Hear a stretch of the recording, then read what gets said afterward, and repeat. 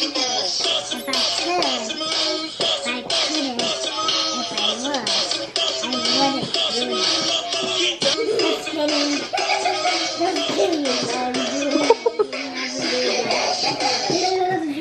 is a beautiful day out today. It was really chilly the last like 3 days, but today it's perfect. Like high 60s, perfect weather for them to be outside. And can we admire the pool that is not currently covered? Chemicals are probably all tweck in it. But yeah, we're just gonna have to, you know, be good with that for right now because I have no idea how to fix it. So it is what it is. See, this is what I'm saying. It rained the last few days and this did not work because if you can tell, the cover is way down deep in the pool. And it's not supposed to be way down deep in the pool. It's supposed to be around. This is supposed to be way down deep outside the pool. So yeah, don't touch it. Don't touch it. Yeah, so it looks like one of those natural. The birds have been, yeah, it kind of does look like a natural pool of something. Trench, miniature size. But yeah, I don't know. The water's blue still, or I mean clear, not blue. You can see the bottom has some dirt and stuff in there, but I don't. This was not my expertise. Andres tried to do it before he went for surgery, and clearly it didn't work because it's going to take a lot of effort to pull this thing out from underneath all this water. So I don't know if you guys have any advice. Let me know in the comments below, because if we fix it, it'll be me fixing it, and I need the most dumbed down version of how to winterize a pool ever. Okay, so keep that in mind when you give advice. But the birds have been loving it. They've been using it as a bird bath. I leave the TV on, I'm done with your sad eyes. I can take another night with you on like this. So let's go, I'm sure you can take it. You've been crying over him for a lifetime. So if you don't mind, we will dance till it's way past sleep. Another course that we can fly with the baseline. I know. Boys be boys, ain't no excuse, babe. Now hey you, oh hey you. I know you can find someone better. Oh hey you, oh hey you.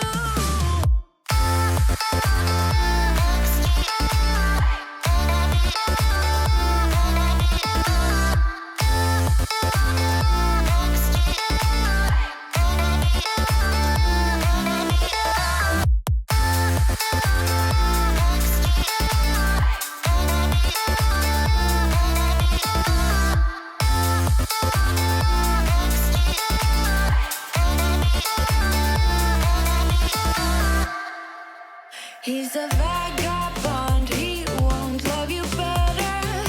I can watch you sinking down on the battleship. So come to 10, then again, Mississippi.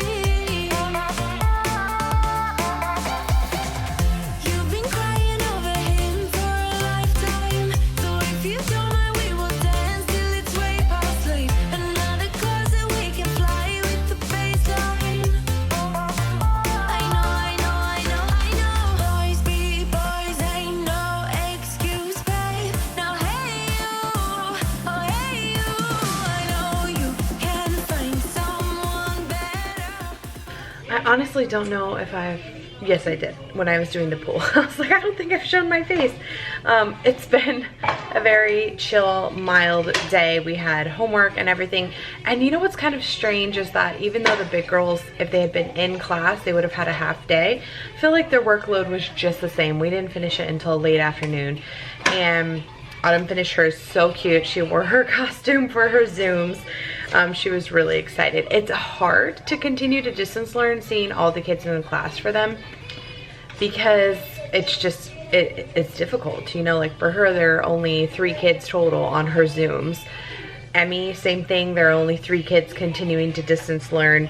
Maddie's class has a significant amount, but yeah, so it's just really hard for them to stay motivated when they're like, all my friends are there, like I don't understand. So this is a cute little thing for Autumn to be able to, like, I think she felt a little more included because all her friends were wearing their Halloween costumes, and her teacher was very adamant about saying, you know, if you go trick-or-treating, make sure you're really, really safe, because she asked a couple of the kids, and Autumn was one of them. And she was like, Autumn, what are you doing for Halloween? And are you going trick-or-treating? Autumn was like, not this year. We already went, you know, blah, blah, whatever. And so she was like, oh, that's good. But then another kid was like, I'm going trick-or-treating. And the teacher was like, okay, well, you have to be very safe because you have to come back to school next week. So I think it just kind of depends on the area. We've been kind of going back and forth whether we want to hand out candy. I think I may just, it depends on what we end up doing tomorrow, but I think I may end up just leaving a bucket of candy out there, and if it gets taken, it gets taken. Like, I can only kind of go based on somebody's, like, why would you walk up to somebody's house and take the whole bucket of candy type thing, but I guess you never know, right? So that's what we may end up doing. Anyway, for dinner tonight, it's a very quick and simple quesadilla.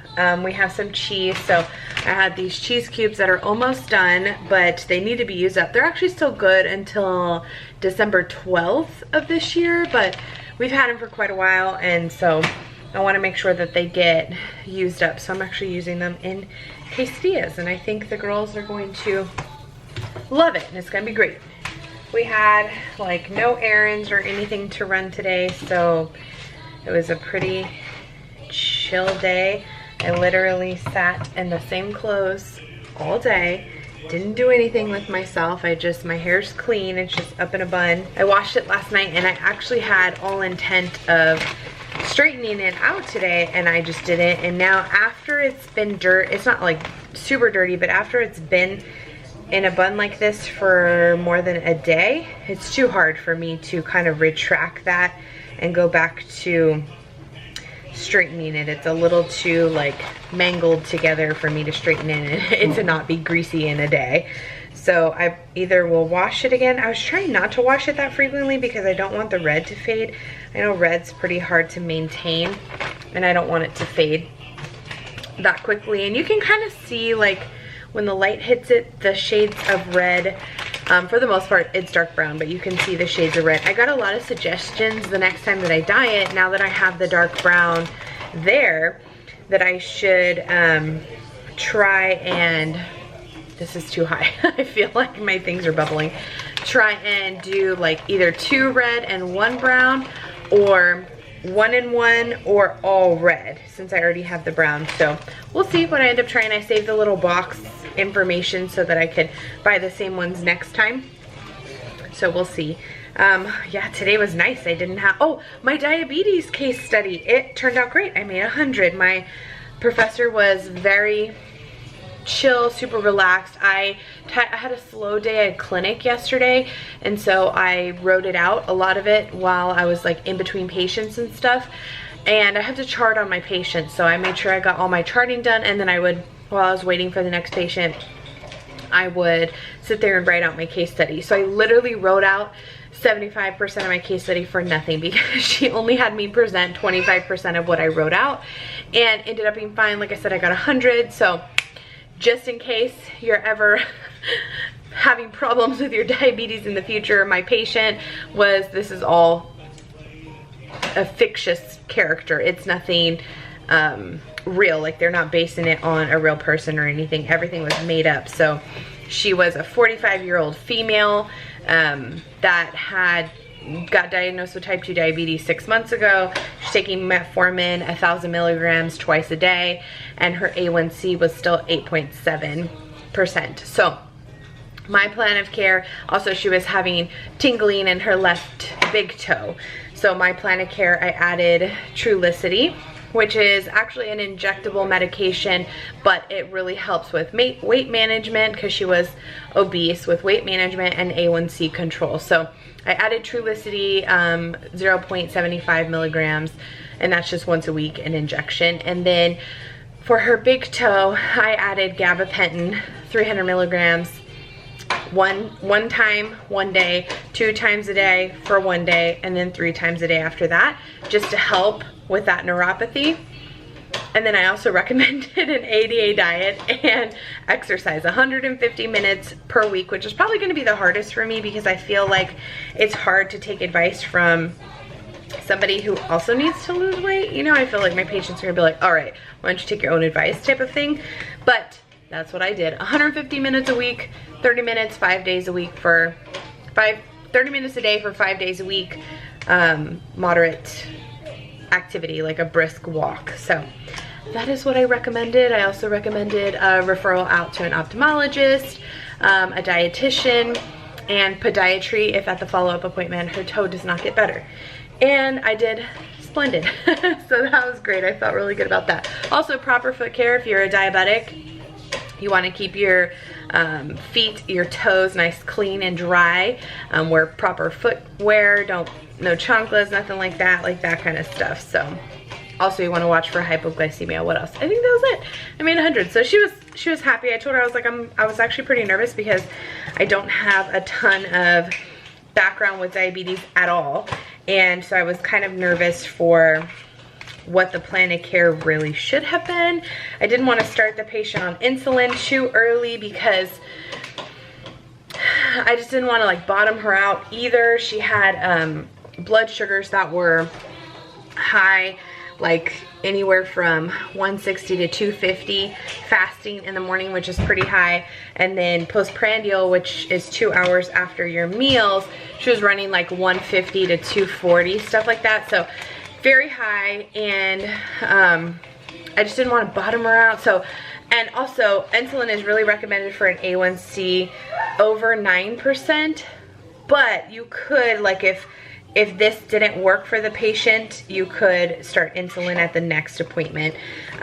Most patients don't want to do insulin though if they can help it. If you're diabetic, let me know if that's true. I feel like that would be the last thing that I would want. So I was trying to give her like the benefit of the doubt, and apparently it worked. So that's good. Not that that'll work for every single patient forever, but at least it was a good kind of starting point for me. So that was what my case study was about, and that is how it went. And I felt really good about it, and it was like done very early this morning, and so my day was kind of chill after that. And we're going to have a really chill evening as well. Just gonna get everything kind of straightened up, finish up these quesadillas for dinner, and then bath and chill. She still hasn't quite figured out. She's more learned how to walk forward, but she still goes backwards and sideways in her little walker. Come this way. Come on. Let's go. Thank you. Look at that mess you made, Mama. Look at the mess. Come on. See? Sideways.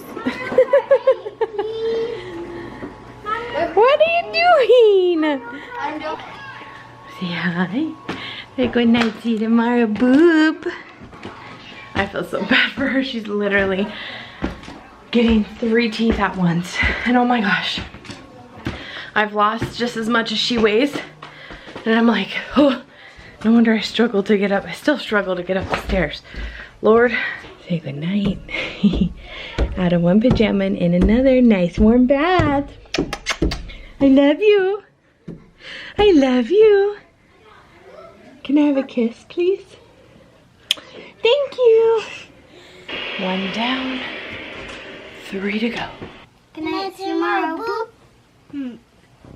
Now, Chunka Bear. Chunka Bear already did it. No, I did it for her. Annie. Yeah, we'll go get Sissy right now. No, I want this timer. Come on, bed. Go put the timer away, please. Put the book away. I'm gonna go get Emmy. Oh. Can I do it? Can I do it to Mommy? Night, tomorrow, boop. Which one are you on? The first one. Again? For the how many time? I am upstairs in bed, not in my usual chair that I know everybody adores, because my honey bunny is still in it. He's getting around really well. He still can't lay, which I feel like I'd have to go back and look at vlog footage, but I feel like he's 8 days post-op now. 9 days? Well, he's 9 days post-op, but I feel like by then, by like a week, I was able to lay down a little bit more, but it was like all my lower abdomen. So I guess when you have like your mid abdomen, you use that for a lot more of the like sitting up and back. The bed is really high, and I do remember this having to use a stool to get up and down, and I was always very leery of the stool because I was using the girls' stool, which is meant for kids, not my big old behind, and so I was always afraid it was going to break when I was trying to step on it to get on. And the side of our bed has really sturdy like side rails, and so I told him to try and step on that so that he could lay in the bed, even if it's like kind of elevated, but he hasn't tried yet. I don't know if it's like a pain thing because he's not taking that much of his pain medication anymore, but he's reluctant to try. So he's been laying in the chair still, which that chair for me after a little while was so uncomfortable to sleep in. I forced myself to lay on the couch, but the couch was a lot easier to side lie on. I just stacked up a bunch of pillows, kind of like in a wedge, and then I laid on my side. That was a lot easier than laying on my back, or of course not my stomach. I don't remember when I was able to lay fully on my stomach without feeling like blah, but I also didn't have a hernia. I had a C-section, so a little different, same idea, but a little different. So I told him, I was like, I can't tell you, because he's like, when am I going to be ready to do this? I'm like, I can't tell you. I can only tell you from my experience when I was able to do these things. But you know, everybody is different. I had 2 patients that they both had wound vacs. They needed their staples removed. I had my first 2 C-sections, I had staples. So if you've never had a C-section, C-sections, the majority of them are, although my preceptor said that her C-section was closed with absorbable internal staples, which I'd never heard of that before, but most of the ones, or at least the ones that the physicians I worked with did, all had internal sutures on the uterus and then internal sutures on the actual C-section opening on the outside of the abdomen. But then they would always be completely closed, like the last layer of the skin would be completely closed with sutures, and then it would either get staples, steri strips, or dermabond on top of it. So with my first 2 C-sections, so with Maddie and Autumn, I had internal sutures and then staples. And then before I left the hospital, the staples were removed. So like on day 3 postpartum, they were removed, and then steri strips were put on them. And then the steri strips would just fall. That's like just with any surgery. They would fall off on their own whenever they wanted to. And I think at my 2-week post-op for both of them, the majority of them had fallen off. So my OB took them off and reapplied new steri strips. But I healed very well. I had no issues whatsoever. None. And I never had a wound vac, which is very atypical for a larger woman. Most obese women that have a pannus, which is the extra mom pouch that hangs over your mons pubis, which is the top part of your private area, anybody that has that usually gets a wound vac, which is like suction and pressure applied to the wound area to keep it clean and dry and to keep the incision closed. I did not get one of those. I don't know why. I don't know if my OB just doesn't use them. I've actually never seen her use one before in all the surgeries I've been with her. Maybe that's why, I don't know, because like I said, most larger women get them. So I never had one. Then with Everly, my 3rd C-section, same OB, she did internal sutures like normal, but then on the outside she did dermabond, which is it's like a clear, it goes on like a bluish purplish color, and it dries clear, and it's like a very sticky, think of like Elmer's glue times 1,000. Like it's just real rough, rigid, adhesive, not adhesive, glue that dries down. That's like, yeah, I guess it is adhesive, like that keeps your incision together. I don't know, I'd never experienced it on myself before, so a little strange, but I liked it. It was not as irritating, definitely not as painful. The staples are just pinching over and over and over, and if you have like 15 or 20 of them in, it's like, oh, it stinks to get them pulled out. And then if they're attached to like hair or anything, it just hurts.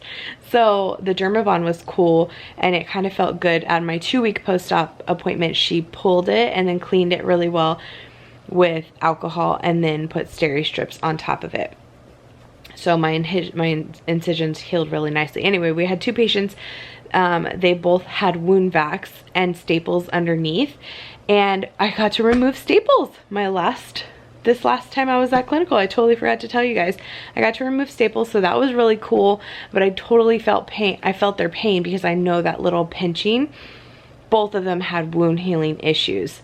How did I even start talking about this? Oh, he was talking about like when he was able to do stuff, and I think that's how I got talking about it. I don't know. Maybe my point was he had Dermabond?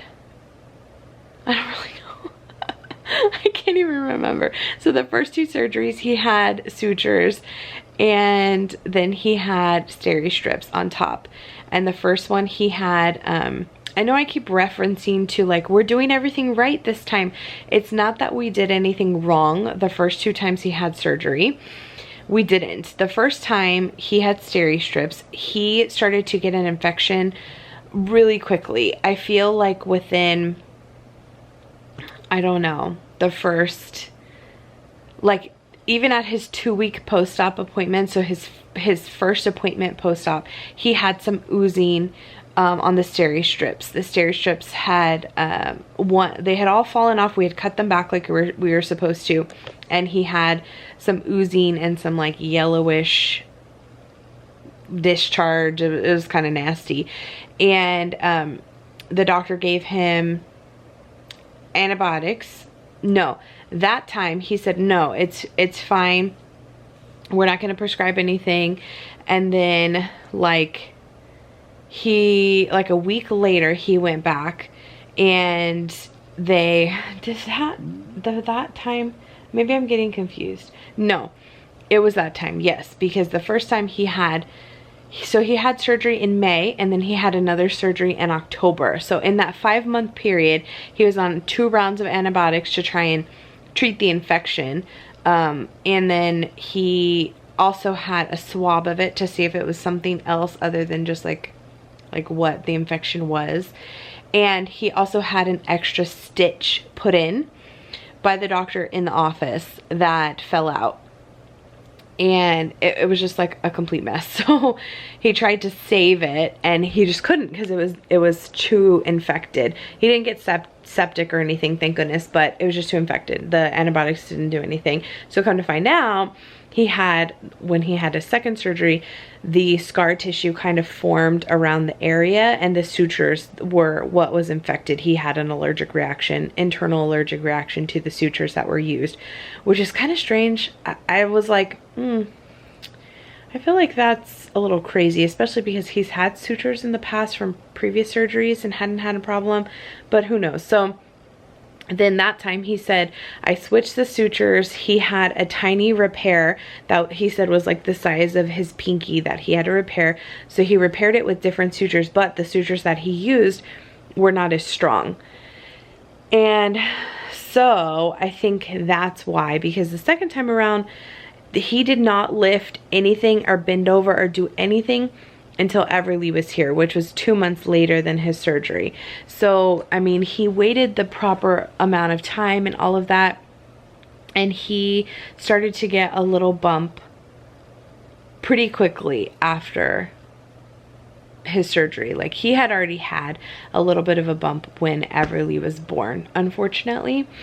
And it just kind of reopened that whole area, and the sutures were not strong enough. So this time he has mesh, which is not ideal. We were trying to stay away from mesh, but it is what it is. And we had to get it because the sutures weren't holding, and there's no point in continuing to take time off work and go through surgeries and pay all these co-pays and everything for them just to continue to reopen. So he used mesh, but his incision has Dermabond, and it looks so much better. Like, it's amazing how she was able to pull his belly button in, so he has a complete innie now versus the outie that he had from the hernia. It's so crazy. Again, don't know how I started talking about this. When I'm editing this back, I'll be like, oh, that's how the conversation with myself started. So anyway, his recovery is going very smoothly this time around. He's taking it extremely easy because I'm forcing him to. We've had several incidences where he's trying to do too much, like today with the pool. He walked me through how to do the pool cover and everything because I was pretty much jumping down his throat to go sit down. He's like, I'm just standing here. I'm like, go, because I know you're going to try and grab something. I already can see it. Just go. So I did the best that I could, and hopefully it works out okay. But other than that, it's been going really smoothly. Like I said, he's on very little pain meds. He has his 2-week follow-up on Thursday. So hopefully we get some good news and he gets cleared and everything continues to go smoothly. Yeah, I don't even know where I started talking about that from, but oh, I did my nails. Bloody gorgeous from Color Street. Very perfect for this time of year. So I was going to do Halloween nails earlier in the week and I didn't, and so I just decided to do them today while I was on a phone call with my mama earlier. I think was Autumn. No, the girls were eating lunch and I did my nails really fast while I was talking to her on the phone because I really wanted something for Halloween tomorrow, even though, like I said, we probably won't do much of anything. I am going to let the girls get dressed up and everything. My mom keeps asking me to take the girls on Sunday so she can have dinner with them. And I told her today, I was like, okay, we'll see. And she's like, okay, see them Sunday. I'm like, Mom, I'll let you know. No, I'll see you Sunday. Drop them off around this time so they can have dinner with the boys too. I'm like, okay. So I don't know what we're going to end up doing. I really don't have any plans. I don't have any schoolwork or anything. My preceptor is off Monday and Tuesday next week, so I had to reschedule my Monday clinical, so I go Wednesday, Thursday next week, and I don't have anything due for school until the middle of November. So I kind of am like, I don't know what to do. My toenails need to be painted. Maybe I'll do that. The house is clean. Laundry's done.